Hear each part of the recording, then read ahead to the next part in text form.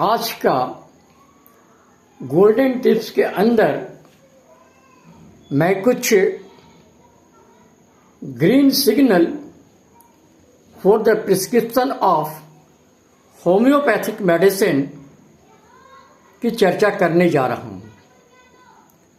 जिस सिम्टम्स को देख करके उस सिम्टम्स के आधार पर आप मेडिसिन का प्रिस्क्रिप्शन कर सकते हैं। Number 1, must sit up before turn over in the bed. Bed पर करवट बदलने से पहले पेशेंट को उठ करके बैठना पड़ता है। बिना उठ के बैठे वह दूसरे साइड करवट बदल करके नहीं सो सकता है। ऐसी स्थिति में हम जो मेडिसिन की चर्चा करने जा रहा हूं वो मेडिसिन है नक्स भूमिका, and this is the only medicine of this symptoms. Next, pain in the testicle while coughing. खांसी होने के वक्त अगर टेस्टिकल के अंदर दर्द महसूस हो रही हो, पेन अगर रेफर करता हो खांसी के वक्त में टेस्टिकल की तरफ, तो ऐसी स्थिति में हम जो मेडिसिन सोच रहे हैं उस मेडिसिन का नाम है जिंकम मेटालिकम। तीसरी सिम्टम्स है pain in the hip bone while coughing. खांसने के वक्त अगर आपके हिप बोन के अंदर पेन होती हो, पेन रेफर होता हो हिप बोन के तरफ, तो ऐसी स्थिति में हम जो मेडिसिन देंगे उस मेडिसिन का नाम है Causticum. Next, involuntary urination while coughing. खांसने के वक्त अगर किसी को अपने आप पेशाब का हो जाना, अपने आप यूरिन का फ्लो हो जाना, ऐसी स्थिति में जो हम मेडिसिन सोचते हैं उस मेडिसिन का नाम है causticum, and other medicine is nitrum mur. Lacrimation while coughing, sneezing, laughing, reading. अगर खांसने के वक्त, हंसने के वक्त, छींकने के वक्त अगर ऐसी स्थिति में आंख से पानी अगर चली आती हो, आंख में आंसू आ जाता हो, तो ऐसी स्थिति में हम जिस मेडिसिन को देना चाहते हैं उस मेडिसिन का नाम है natrum mur. Next, staphysagria is the natural antidote to stretching when urethra of the woman has been stretched for a stone in the bladder। अगर यूरिन में, ब्लाडर में स्टोन होने के कारण अगर यूरेथ्रा के अंदर कुछ स्ट्रेच हो गया हो, स्ट्रेच तनाव हो गया हो, कुछ उसके कारण पेन हो रही हो, तो ऐसी स्थिति में हम एस्टेस्फेग्रिया पर विचार कर सकते हैं। Strontium carb is the carbo veg of surgeon. कहते हैं कि अगर फिजिशियन लास्ट स्टेज में, पेशेंट के किसी लास्ट स्टेज के अंदर जब कोई मेडिसिन की चर्चा होती है तो ऐसी स्थिति में हम कार्बोवेज की तरफ ध्यान देते हैं। और यही अगर सर्जन को सर्जरी करने के बाद अगर पेशेंट की होश नहीं आ रही हो, ऐसे स्थिति में उसकी पेशेंट की स्थिति दयनीय बनती जा रही हो, तो वैसे स्थिति में हम एस्टोंटियम कार्ब का व्यवहार कर सकते हैं।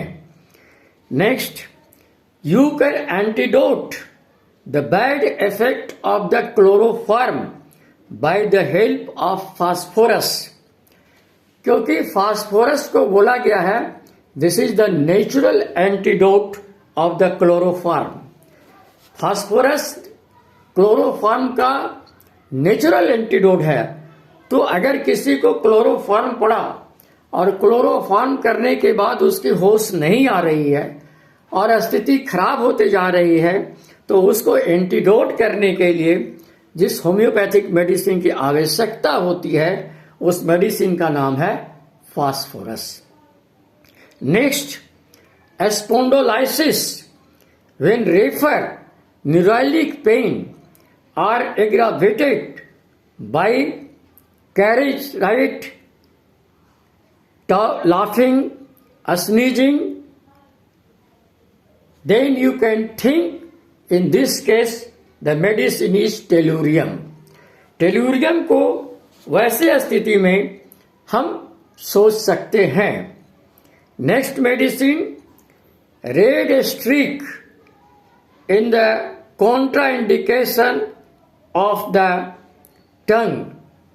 अगर टंग के अंदर रेड स्ट्रीक पड़ा हुआ हो तो this is the symptoms of the tuberculinum. वैसी स्थिति में हम ट्यूबरकुलिनम पर विचार कर सकते हैं। नेक्स्ट पॉइंट जो आपको देने जा रहा हूं, कफ एंडिंग इन द स्नीजिंग। अगर किसी को खांसी हो रही हो और खांसते खांसते वो परेशान रहता हो, मगर जब भी खांसी होती है तो खांसने के लास्ट स्टेज में उसको छींक आना शुरू हो जाती है। जितना बार वो खांसता है उतना ही बार वो छींकना भी शुरू कर देती है। तो खांसते खांसते जब आदमी लास्ट में छींकना शुरू कर देती है, उसके बाद खांसी नहीं होती है, तो वैसी स्थिति में जिस मेडिसिन को देना है वो होम्योपैथिक मेडिसिन के अंदर उस मेडिसिन का नाम है Agaricus. Sweat smelling like urine.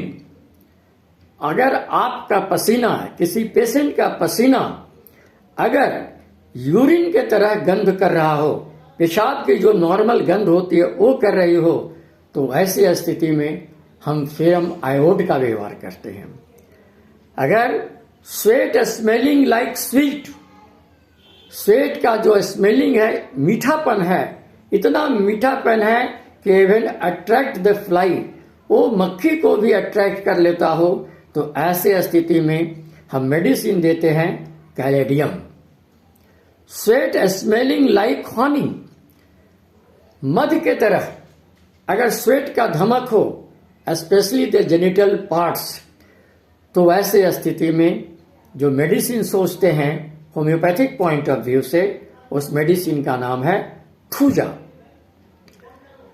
Sweat when closing the eyes, आंख बंद करते हैं, सोने जाते हैं या आंख यूं ही बंद करते हैं, तो आंख बंद करने के बाद मेरे शरीर के अंदर पसीने आना शुरू हो जाता है।